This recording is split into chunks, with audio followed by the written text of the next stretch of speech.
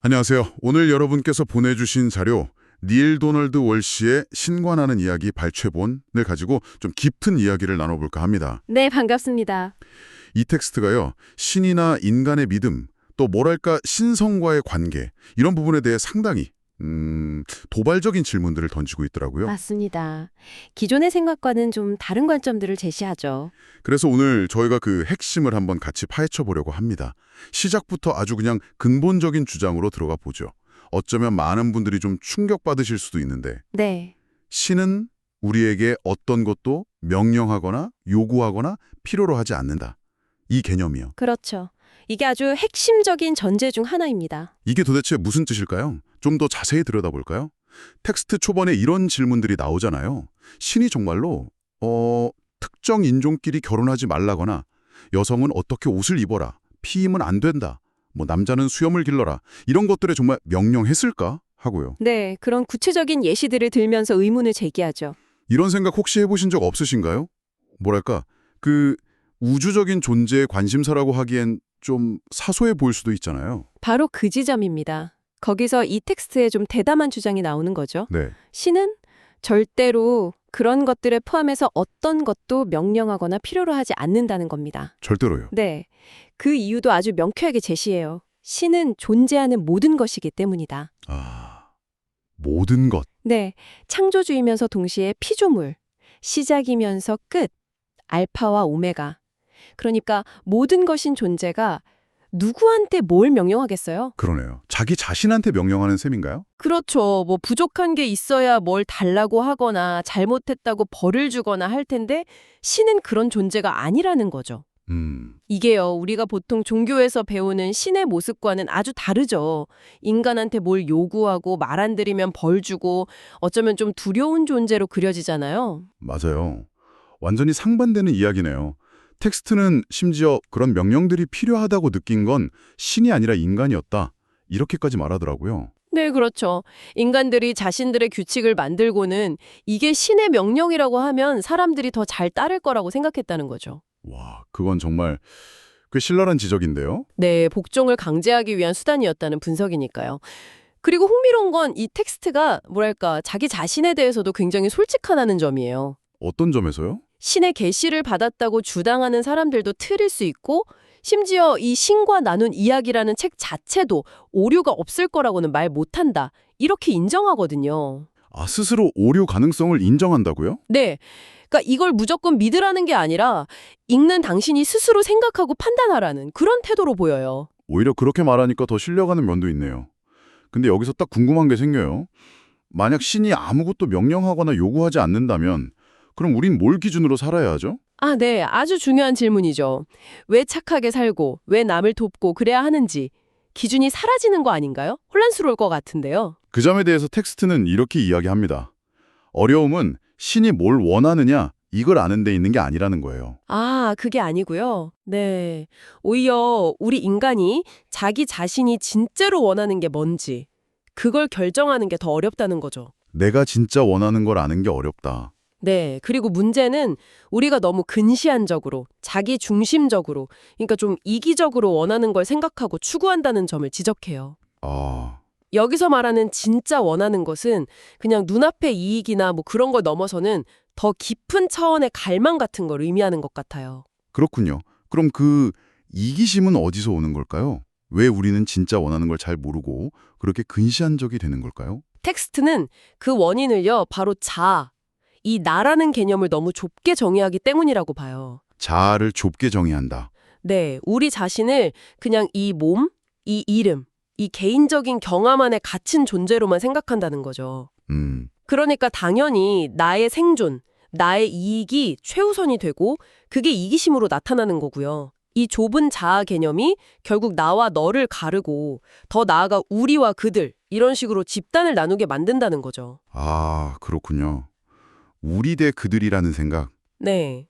이게 참 아이러니한 게 단결이나 사랑을 강조하는 종교 공동체 안에서도 이런 분열적인 모습이 나타난다고 텍스트가 지적하는 부분은 정말 많은 생각을 하게 만들더라고요.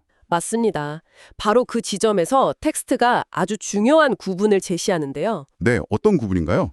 바로 다름과 분리의 차이입니다. 다른과 분리. 네, 우리는 서로 다를 수 있어요. 외모도 다르고 생각도 다르고 문화도 다르고 다양성이 존재하죠. 하지만 우리가 근본적으로 서로에게서 그리고 신에게서 분리되어 있다는 생각 그 자체가 환상이라는 겁니다. 분리가 환상이다. 와, 이건 정말 받아들이기 쉽지 않은데요? 보통 종교에서는 인간이 신과 분리됐고 원죄 같은 것 때문에 멀어졌고 그래서 다시 돌아가려고 노력해야 한다 이렇게 가르치지 않나요? 정확합니다. 바로 그 지정이 이 텍스트가 기존 종교관의 정면으로 도전하는 부분이에요. 아, 분리되었다는 믿음. 인간은 원래 무가치하다거나 죄가 많다거나 하는 생각들. 그래서 신 앞에서 스스로를 낮추고 절대 복종해야 구원받는다. 이런 가르침들이요. 네, 사실은 이게 다 신을 근본적으로 오해한 데서 비롯됐다고 보는 거죠. 그렇다면 그 신에 대한 근본적인 오해라는 게 구체적으로 뭔가요? 텍스트에서는 이걸 5가지 오류 또는 오해로 정의했던데요. 네, 맞아요. 이 5가지 오해가 인류 역사에 큰 영향을 미쳤다고 주장하는데요. 하나씩 살펴볼 필요가 있겠네요. 네, 첫 번째가 뭐였죠? 첫 번째는 신이 우리 인간이나 세상으로부터 무언가를 필요로 한다는 생각입니다. 마치 신에게도 뭔가 부족한 게 있어서 우리가 채워줘야 한다는 식의 믿음이죠. 아, 신이 뭔가를 필요로 한다. 두 번째는요? 두 번째는 신이 원하는 걸 인간 때문에 얻지 못할 수도 있다는 오해예요. 우리 행동에 따라 신의 계획이 실패하거나 신이 실망할 수도 있다. 이것도 좀 익숙한 생각이죠. 네, 그렇죠.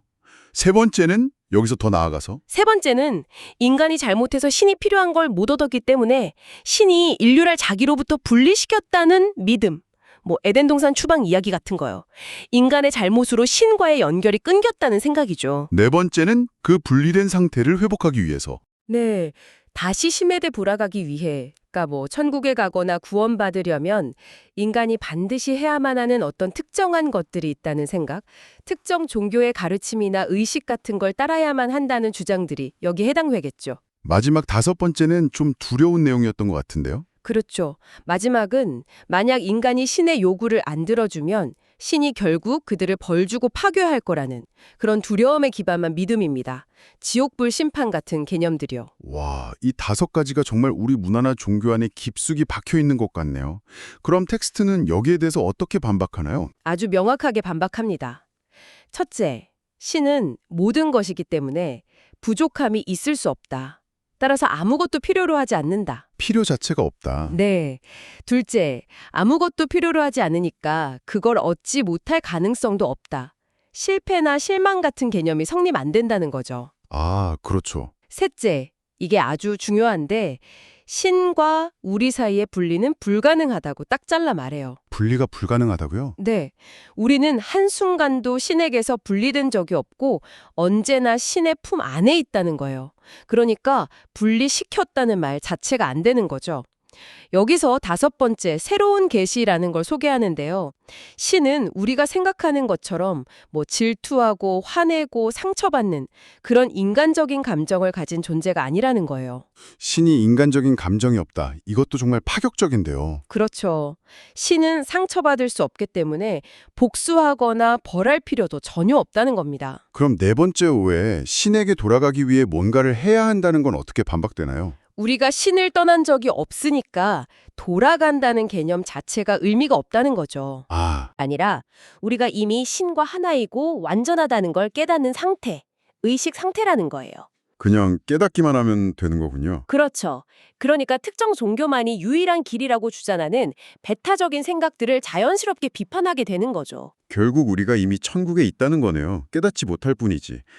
그럼 마지막 5번째 오해, 신이 우리를 파괴할 거라는 믿음은요?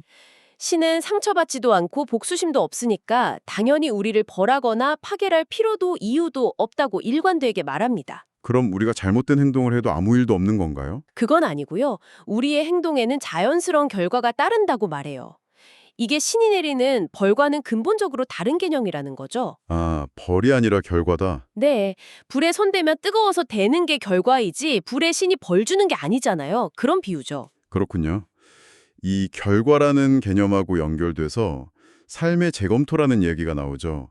죽음 이후에 자기 삶 전체를 다시 경험하게 된다는 거요? 네, 근데 이게 그냥 기억을 되짚는 수준이 아니에요. 훨씬 더 깊고 총체적인 경험으로 묘사됩니다. 어떻게 다른가요? 내 삶에서 했던 모든 생각, 말, 행동을 다시 경험하는 건 물론이고요. 그게 영향을 미쳤던 다른 모든 사람들의 관점에서 그 영향을 직접 느낀다는 거예요. 다른 사람의 관점에서요? 네, 내가 누구에게 기쁨을 줬다면 그 기쁨을, 고통을 줬다면 그 고통을 상대방 입장에서 그대로 느낀다는 거죠. 와, 상상만 해도 정말 엄청난 경험이겠네요. 내가 한 행동의 결과를 정말 온전히 직면하는 순간이네요. 그렇죠. 근데 텍스트는 이게 우리가 생각하는 막 끔찍한 심판이나 지옥의 고통 이런 거랑은 다르다고 강조해요. 아, 그런 게 아니고요? 네. 이건 처벌이 아니라 내가 진짜 누구인지, 그러니까 신과 하나인 나의 본성을 기억하고 영적으로 진화하는 과정이라는 거예요. 기억하고 진화한다? 네. 다른 사람에게 줬던 고통을 느끼긴 하지만 그걸 막 죄책감이나 괴로움 속에서 경험하는 게 아니라 오히려 더 큰 알과 자각으로 나아가는 과정을 일부로 받아들인다는 거죠. 마치 어머니가 아기를 낳을 때 고통스럽지만 그걸 새 생명 탄생의 산고의 기쁨으로 느끼는 것처럼요. 아, 비유가 인상적이네요. 네. 더 깨어있고 확장된 새로운 나로 태어나는 과정이라는 거죠. 이건 뭐랄까 원시적인 상벌 개념과는 질적으로 다른 굉장히 성숙한 형태의 책임과 성찰을 이야기하는 것 같아요. 여기서 정의란 과연 무엇인가 이런 근본적인 질문도 다시 하게 되고요. 정말 심오한 과정이네요. 처벌보다는 배움에 가깝다는 느낌이 들어요. 이런 맥락에서 텍스트가 종교와 영성을 좀 구분하기도 하죠. 네, 명확하게 구분합니다. 종교는 보통 조직화된 제도, 교리, 의례, 그리고 어떤 믿음을 요구하는 것과 관련이 깊다고 보고요. 네. 반면에 영성은 믿음이 아니라 개인적인 경험, 내면의 자각, 그리고 신성과의 직접적인 연결을 더 중시하는 걸로 묘사돼요. 영성은 믿을 필요가 없는 상태라는 표현까지 쓰죠. 믿을 필요가 없다. 경험이 중요하다는 거군요. 그렇죠. 근데 조직화된 종교와 때로는 자기들만이 유일한 길이라고 주장하면서 스스로를 유지하려 하고 이게 오히려 사람들 사이의 분리를 더 강화시킨다는 비판도 있었죠. 맞습니다. 많은 종교들이 우리 가르침만이 진리다 이렇게 주장하는 경향이 있다고 지적해요. 근데 아이러니하게도 이런 배타성이 사랑이나 통합이라는 원래 가치와는 다르게 실제로는 사람들 사이에 벽을 만들고 분열을 일으키기도 한다는 거죠. 여기서 그 숲속 소년 이야기가 나오잖아요. 아, 네. 기억나요. 아버지는 신은 어디에나 계신다고 하는데 아들은 숲에 있을 때 제가 달라져요. 거기선 신을 느낄 수 있어요. 라고 하죠. 네. 이게 뭘 의미하냐면 신은 정말 어디에나 있지만 특정한 환경이나 마음 상태 또는 어떤 영적인 수련이 우리가 신의 존재를 더 쉽게 알아차리고 경험하게 도와줄 수 있다는 거예요. 종교 제도 자체가 나쁘다는 게 아니라 그 제도가 본질을 가리거나 대체해서는 안 된다는 의미로 볼 수 있겠죠. 현명한 아이네요. 신은 어디에나 있지만 우리가 마음을 열고 그걸 느끼려는 노력이나 환경이 도움이 될 수 있다. 네, 그런 셈이죠. 텍스트는 또 신이 어떤 특정한 방식의 숭배나 의식을 요구한다는 생각도 거부하죠. 맞습니다. 그러면서 정말 근본적인 질문을 던져요. 혹시 우리 인간이 뭐랄까 자기 필요가 안 채워지면 화내고 누가 좀 모욕하면 복수하고 싶어하는 바로 우리 자신의 그런 모습대로 신을 만들어낸 건 아닐까 하고요. 네, 그 질문이 핵심을 찌르죠. 생각해보면 좀 섬뜩하기도 하고 많은 걸 돌아보게 하는 질문 같아요. 바로 그 질문이 텍스트가 궁극적으로 가고자 하는 방향으로 우리를 이끌어요. 어떤 방향인가요? 기존의 어떤 종교적 교리나 신앙 논쟁에 기반한 공동체가 아니라 모든 존재가 근본적으로 하나다. 즉, 하나됨, 원네스라는 이 영적인 원리에 대한 깊은 이해와 체험, 여기에 뿌리를 둔 새로운 종류의 영적 공동체를 만들자는 요청으로 이어지는 거죠. 영적 공동체? 네. 이걸 뒷받침하는 게 6번째 새로운 계시인데요. 모든 것은 하나다. 오직 하나만이 있으며 다른 모든 것은 이 하나의 부분이다라는 겁니다. 모든 것은 하나다. 네. 이 하나됨에 대한 이해가 아까 말한 신에 대한 5번째 오해, 즉 신이 우리를 벌하고 파멸할 거라는 그 두려움을 완전히 없앨 수 있는 궁극적인 해답이라고 봐요. 왜냐하면 우리가 다 하나라면 신이 우리를 벌하는 건 곧 자기 자신을 벌하는 거니까요. 말이 안 되죠. 그렇군요. 모든 것이 연결되어 있으니까 와, 오늘 정말 기존의 생각들을 많이 뒤흔드는 이야기들을 나눴네요. 네, 상당히 도전적인 내용들이었죠. 핵심적인 내용을 다시 한번 정리해보면 신은 아무것도 필요로 하거나 명령하거나 벌하지 않는다. 우리와 신, 또 우리 사이의 분리는 환상이다. 우리는 이미 신과 하나 된 상태, 그러니까 천국에 이미 와 있다. 다만 깨닫지 못하고 있을 뿐이다. 자, 이 모든 이야기들이 지금 이 방송을 듣고 계신 당신에게는 신, 종교, 그리고 자기 자신을 어떻게 바라볼 것인가에 대해 어떤 새로운 생각이나 질문을 던져주고 있나요? 마지막으로요, 텍스트에서 직접적으로 길게 다루진 않았지만 오늘 우리가 나눈 이야기, 특히 하나됨하고 삶의 재검토 개념에서 자연스럽게 떠오르는 질문을 하나 드리고 싶어요. 네, 어떤 질문인가요? 만약 분리가 정말 환상이고 모든 것이 하나라면요. 그리고 우리가 언젠가 삶의 재검토를 통해 다른 사람의 눈으로, 다른 사람의 마음으로 세상을 경험하게 된다면 네, 굳이 그때까지 기다릴 필요가 있을까요? 만약 우리가 바로 지금 여기서 매일 만나는 다른 사람들과 관계 맺을 때 의식적으로 그 사람 입장에서 생각하고 느끼려고 노력한다면, 즉 다른 사람의 눈으로 세상을 경험해 보려는 시도를 지금 해본다면 우리의 관계, 우리의 행동, 더 나아가 우리 사회는 어떻게 달라질 수 있을까요? 와, 다른 사람의 눈으로 지금 세상을 경험해 본데? 네, 이 질문을 한번 마음속에 품고 곱씹어 보시면 어떨까 싶습니다. 깊이 생각해 볼 만한 화두네요. 네, 오늘 이 깊이 있는 탐구에 함께 해주셔서 정말 감사합니다. 감사합니다.